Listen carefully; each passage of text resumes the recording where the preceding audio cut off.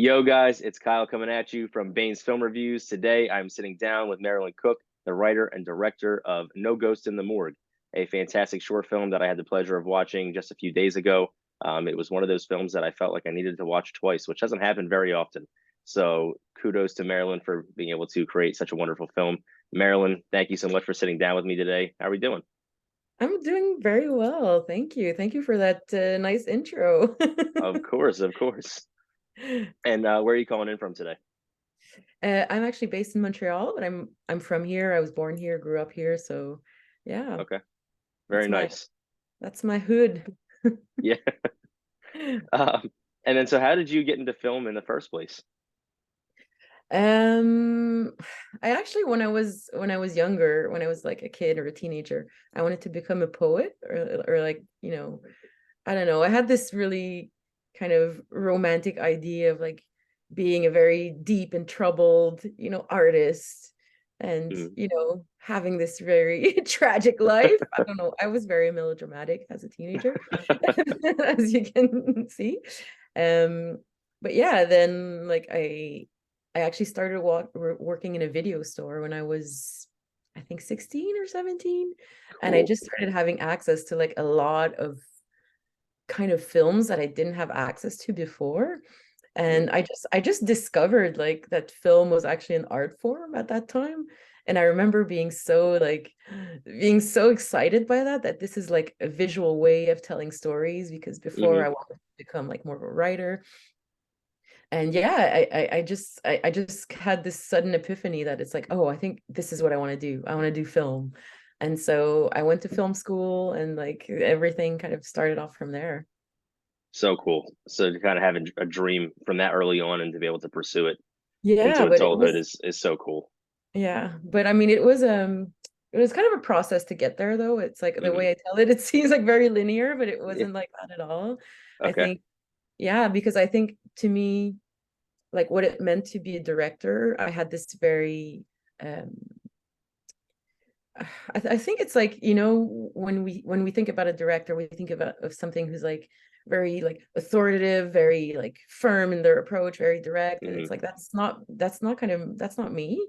Yeah. Like I'm more of a I don't know, I'm more kind of goofy. Like Yeah. I like goofing and gaffing around, and like I collaborate a lot as well. I like to like hear people out. So I was Mm. like, I don't think I'm cut out to be a director, because I don't have that kind of personality where I'm Hmm. like, very directive and, very decisive. And it's like, I'm the most undecisive person ever. I'm a Libra as well. So like if we go to the restaurant, I'm going to read the whole menu like 8 times.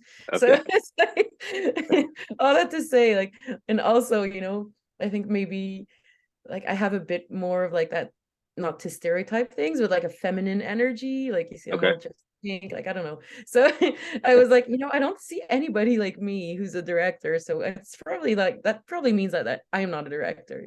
So it kind of Mm. took me a while to get to that point of like, so I was writing short films, and I had a writing mentor at some point, and she told me like, oh, why don't you direct your film, my first film? And I was like, what? Me direct? No. And she actually told me like something that really, really stuck with me ever since. She was like, you know what? I think you should do it, because you're the only person who knows what this story is about and how you want to Hmm. tell it. Yeah. And she said, like, I thought that I couldn't be a director, so I never directed what I wrote. And she actually told me that's like the biggest regret of my life. So you should really like try it at least once. Worst that Yeah. will happen, Yeah. it won't work, it'll crash and burn, people won't like it, but after a while people forget and they move on with their lives. So like, Hmm. and at least you'll know that you tried something. So Right. yeah. Right. And I don't think it's a one size fits all when it comes to directing. And I don't think that Hollywood or cinema in general survive if you have one very cookie cutter version of a director throughout. Because I don't think you get to see all the different art forms and all the different stories that people want to tell if you have one very particular way of Yeah, directing. So I think it's 100%. important. Yeah. I think it's important that we have people like you that break the mold. Oh, thank you. Of course, of course. Um, and then, so where did the idea for No Ghost in the Morgue come from? I actually wanted to write to make a film about grandmothers for a while, because I have Okay. I have a kind of I have a kind of strong connection to both my grandmothers. So in the beginning, I was like, oh, I think it's like it should be about a girl who dreams about her grandmothers. And yeah, so that was like the first versions of this idea when I was still thinking about it. Mm, And then the pandemic hit, of course, which was a great, lovely time for yeah. all of us. And yeah, so I just like started thinking about death a lot. Well, I mean, Sure. this sounds kind of gruesome, but it's not. But I mean, just in the sense of like, um, yeah, and I had a personal experience with somebody that was close to me who passed away at that time. Okay. And yeah, there was like a moment between when the person died and the funeral.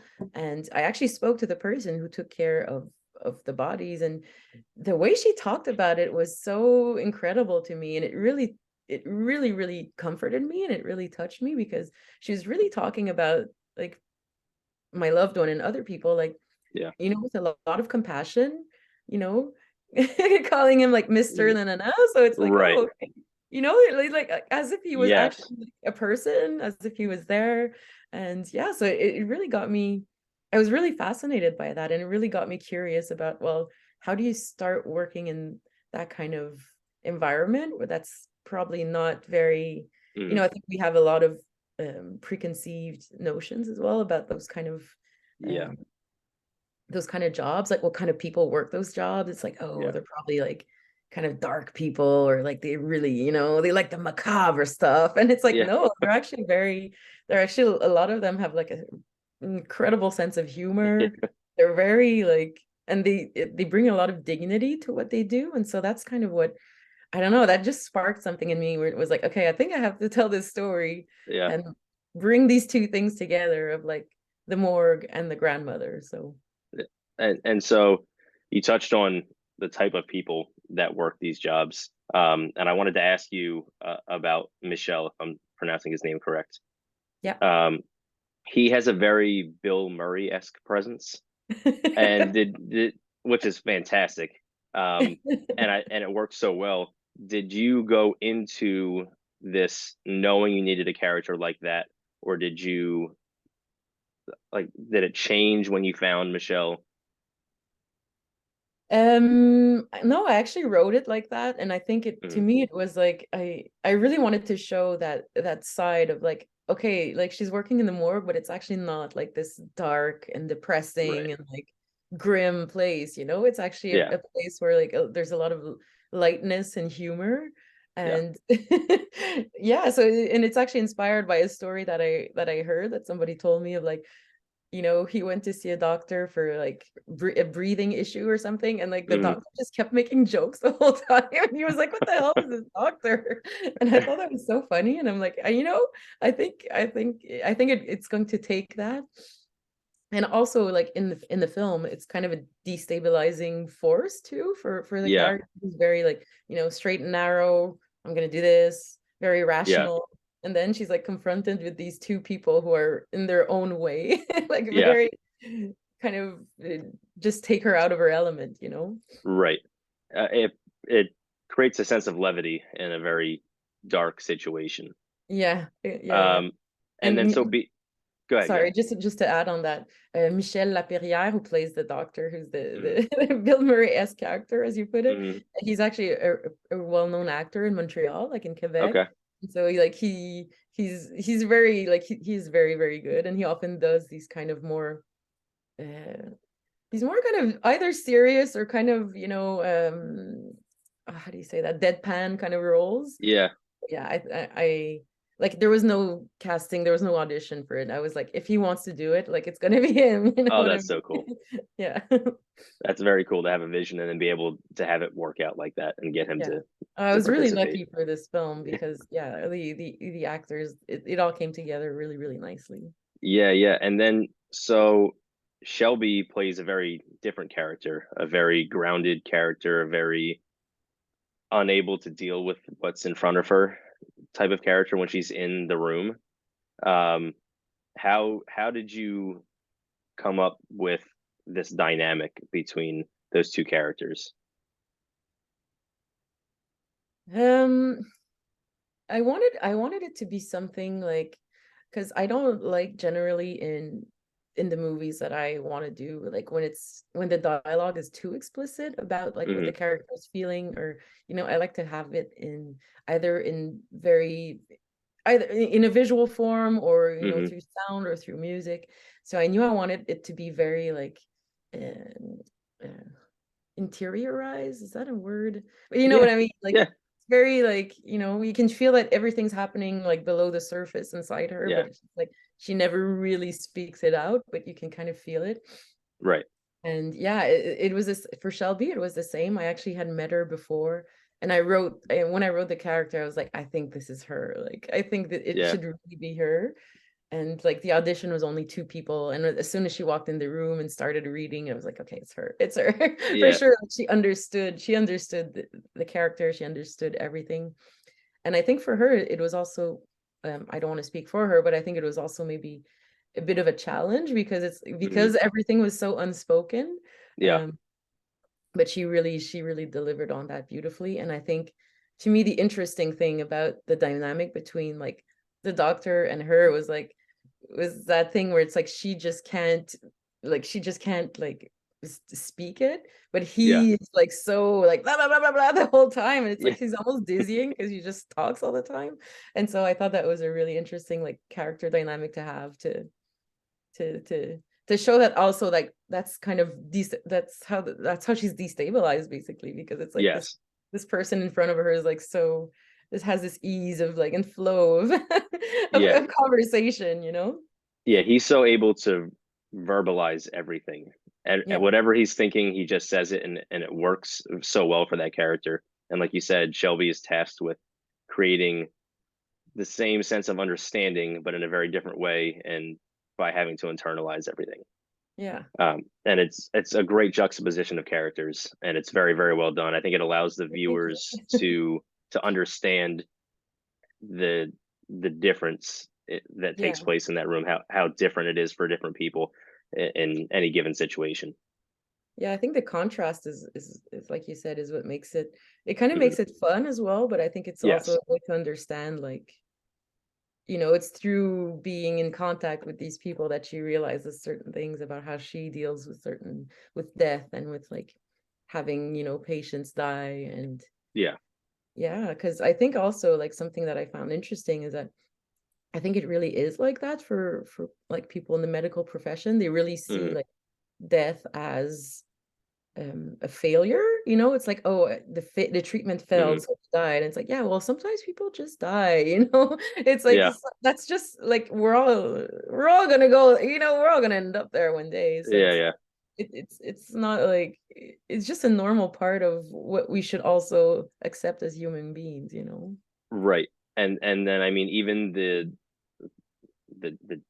individuals that had passed, uh, that are in the morgue with them, they very much act as characters. Like you said, that I mean, they're speaking to them. They very much play a role in helping to develop the other characters, and they so much so that they act as characters themselves, which is an interesting take. Um, but like you said, it's not so much a failure; it's just a part of life, and the doctor is accepting it in a way that I think people from the outside can't make sense of, Hmm. and it helps us to understand that much better. Yeah, and I think also like I think we're just not used to seeing people die around us. I think Right. like you know, because I was reading a book recently. Really, I don't know if I can quote books, can I? Yeah, Anyway, sure. yeah, okay, because I have it right here, and it's actually an amazing book. Can you see it? Yeah. Everyone knows your mother is a witch, and Okay. like there's just so many people dying because it happens in like the 1600s or something. So like there's Mm, just so many people dying all the time in that book, but it's like, but the characters are like, oh yeah, so that person died.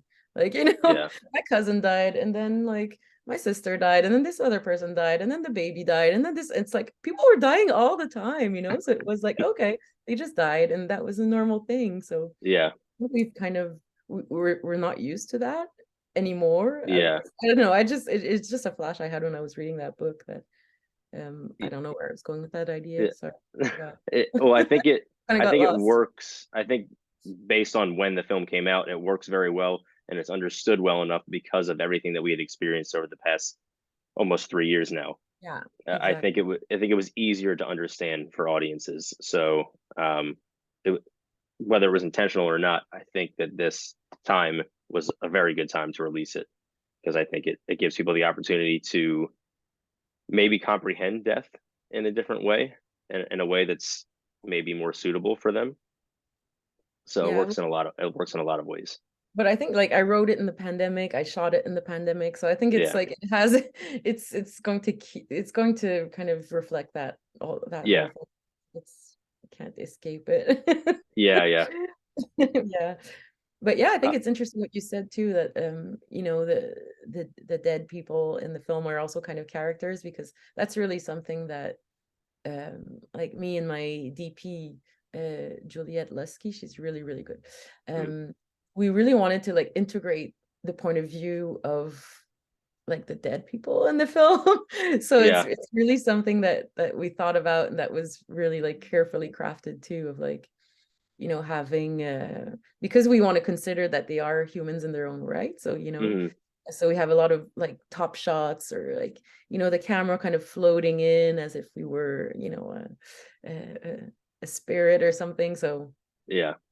yeah, and you know, the low angle shots that Right. take the perspectives of the bodies on the tables. Yep. You know, those kind of things were really like part of the whole concept too. Yeah, you present them in a series of unique ways throughout, which again works very well, and I think it allows viewers to see them in a different light, one that they may not have been able to prior to watching the film. Hopefully. Yeah, I I think they do. I really do.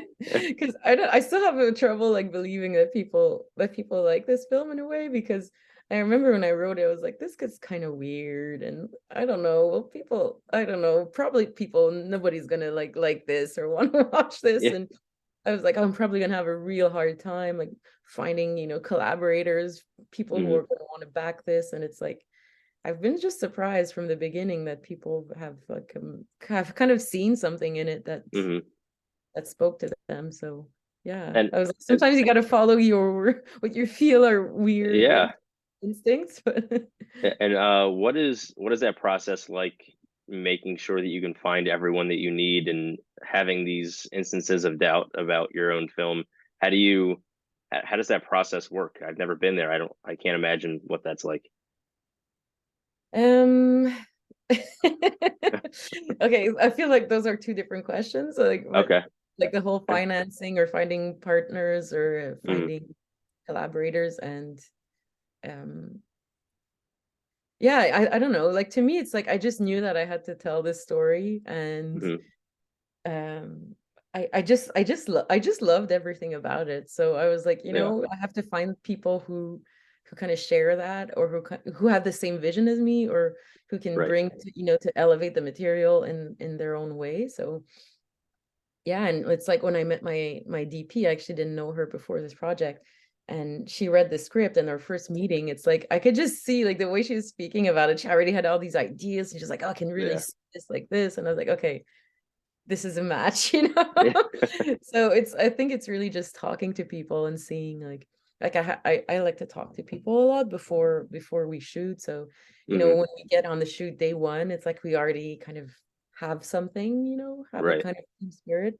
So I try to do that with the most people possible. So Very yeah, so good. at least have like, you know, because on a short, you know, it's like the time, the, my God, it's like you don't have a lot of time. You don't Right. usually have that much money. So it's like you have to be very efficient about what you want. And it's like you can't afford to improvise that much on the day of. So Yeah. it's like you have to, yeah.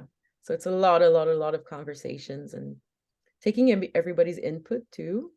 Like I Hmm. think I like to work with actors as well, and to like hear what they have to say about like how they feel the character should, you know, should react, or Right. how they feel the character should be like portrayed. Hmm. So it's a lot of collaboration actually. Yeah.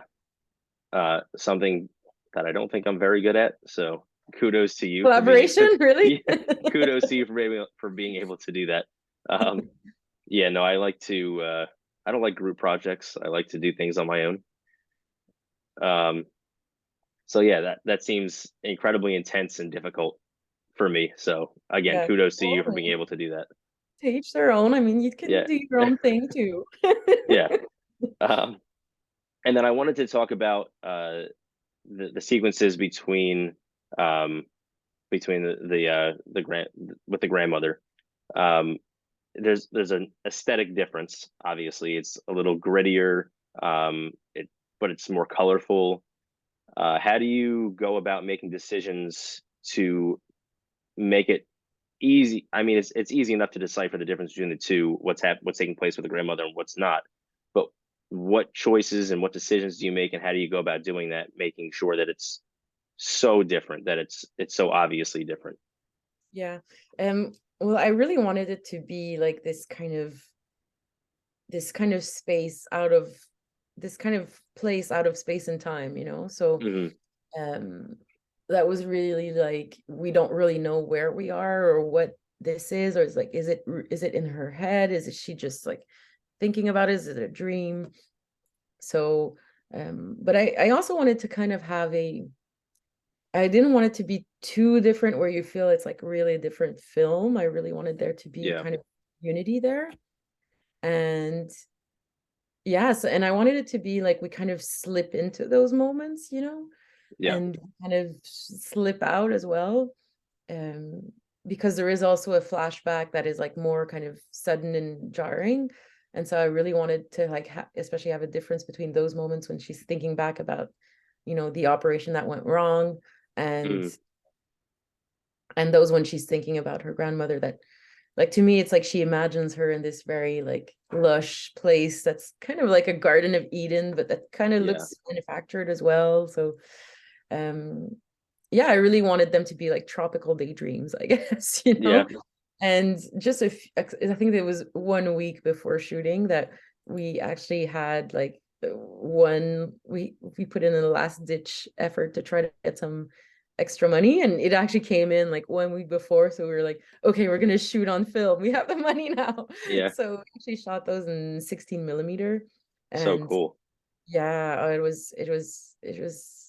think it really it really pays off, because I really wanted it to look like kind of, you know, halfway between a memory too. And I feel like memories, everything that's like memories or ghosts or, you know, spirits, I feel is just Yeah. really well suited to film.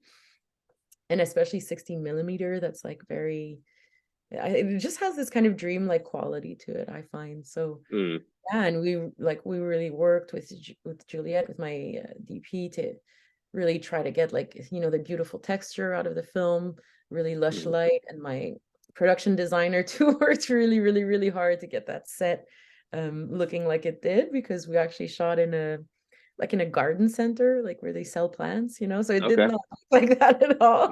So yeah, it's yeah.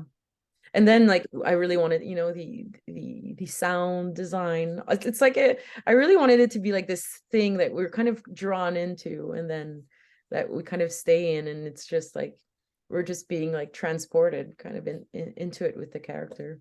Yeah, and it's such a cool juxtaposition between what's going on in her day to day and what's going on in these dreamlike sequences. Um, and like you said, it does look a little manufactured, and I think that's important because it's her kind of scripting in her own head where her grandmother is. Right. And it's like the perfect place. It's the best possible place that she could be. And I think that that's kind of a beautiful sentiment, that she's able to think that like her grandmother belongs here. Not only that she belongs here, but she's made it there. Um, Hmm. and it's very cool because those, as much as the rest of the film is helping to develop her character, I think that these dreamlike sequences develop her far more, emotionally, mentally, and I think that the idea of identity that plays throughout really comes to be in those sequences. So it works very, very well. Thank you for that. Of That's course, of course. And then where can everybody else watch this? Well, it is going to be in a couple festivals coming up. Okay. If you're in Alaska, it's going to be. Oh, I'm maybe not supposed to say it yet. I mean, I can cut that out if you'd like.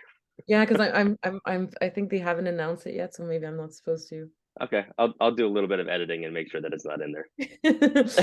um, Or yeah, or I so or I can wait until it's been announced and then I can release it then yeah, if because you the want. festival's in December, like early December, so I can't Okay. believe it's probably coming out soon if it hasn't Okay. already. Yeah, I'll wait for the announcement and then Yeah. I'll release it like that because I'm not the best editor. I'm Okay.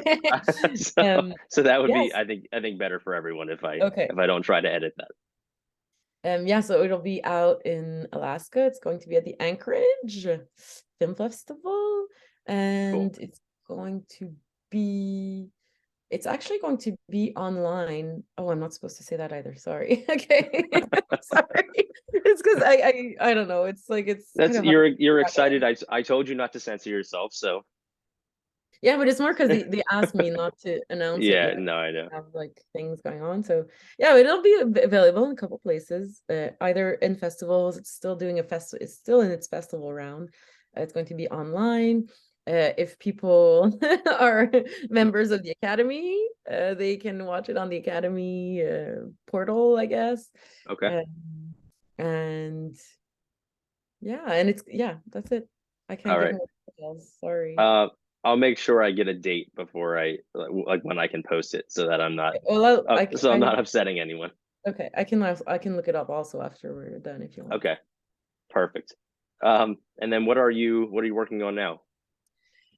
So I'm actually working on a writing my first feature. Nice. Yeah, and yeah, so that one is about um sorry, let me look for my synopsis because I find it hard to I'm still like working on this. Mm. Give me a second. Um,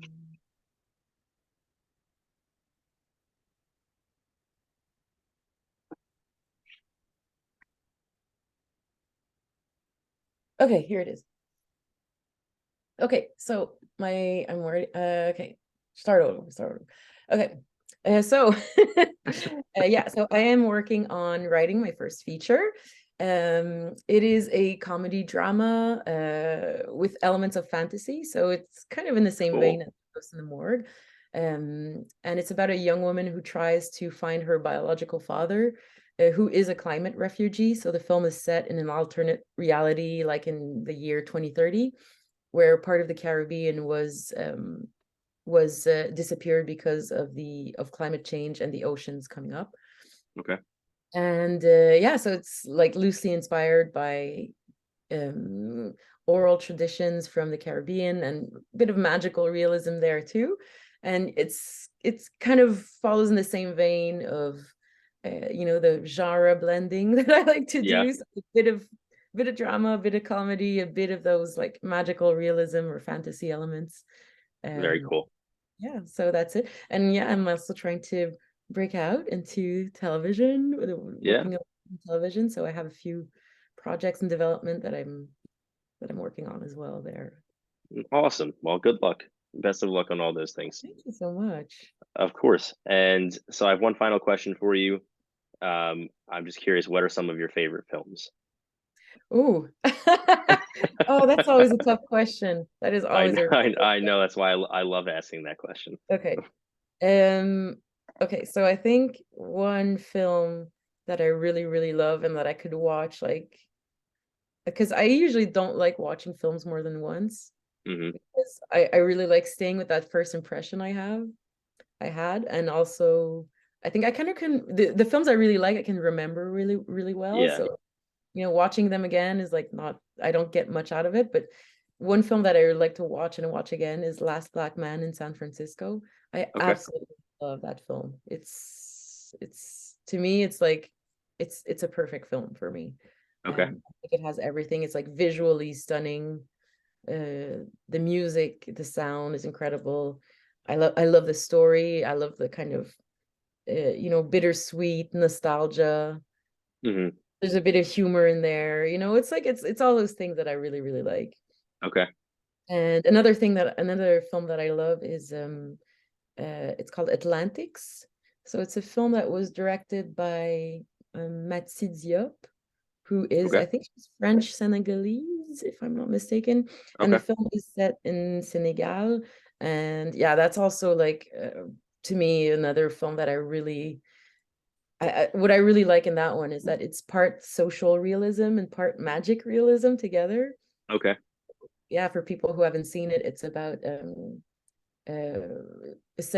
group of Senegalese workers who want to, take a boat to go to France, I think, or Spain or something.